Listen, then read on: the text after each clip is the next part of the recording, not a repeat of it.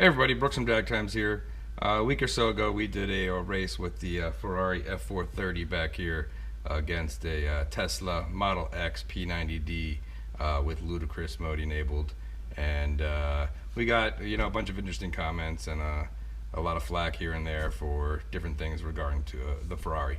So we got, oh, the Ferrari wasn't using launch control, or the Ferrari's too old and too slow, or the Ferrari doesn't make a lot of power, or the Ferrari guy can't drive, and so forth. So what we're showing is just the real world situation where Tesla goes up against a supercar, and this car is not slow. It runs high 11s, low 12s in the quarter mile, 0 to 60 in the high 3-second range. It's got 500 horsepower, weighs about 3,400 pounds and change. So not a slow car. Compare that to the Tesla stats, where it's 5,700 pounds. While it's got a combined 2 motor power of 762 horsepower, the car can only use about 560 horsepower, and that's limited by the battery in the car. So at the end of the day, we're just showing real world results of these cars racing. The Model X gets out ahead with all that torque and all-wheel drive off the line, and the Ferrari just can't catch up.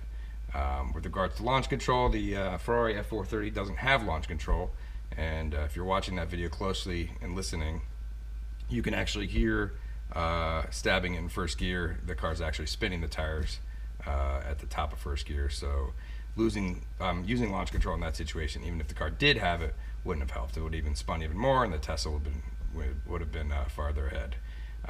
So that's it. I want to go over those details. I'm here in the 650S.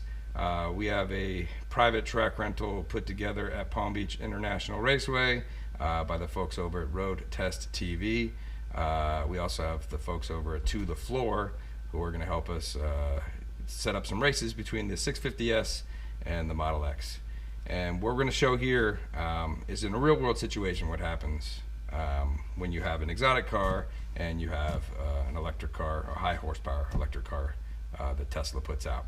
So we're going to do a few races with and without launch control in the McLaren, and to show the differences. At the end of the day, if you rolled up in your Model X and there's a supercar sitting there, whether it's a Ferrari or McLaren or Huracan, unless that guy's ready to go, all the right switches in place and launch control enabled, and has the revs up really high and ready to go, it's just not going to happen at the light. The revs only hold for 4 or 5 seconds before it drops out of launch control. So at the end of the day, just stabbing it off the line, the Tesla usually will have quite the advantage because it doesn't need to have all those things in place. You just stab the accelerator pedal and go. So we'll do a few races, launch control, without launch control, show you how the car performs with in both situations, and that'll be the races there.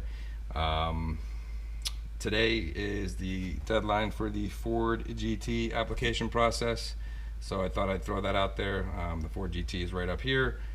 You can check out our video, click on that link there and check out our Ford GT application video, and go ahead and like that video, make some comments there, tell Ford that you want Drag Times us here to get hold of the new Ford GT and run through some tests and bring it to car shows, and so forth. Show what that Ford could do in the real world. So here we are. We're ready to go. We're gonna head out to Palm Beach International Raceway, and you'll see the races between the McLaren 650S, which is best quarter mile time so far in this car has been 10.3 at 136.7 miles an hour, versus the Tesla Model X, which has gone 11.6 at about 116 miles an hour.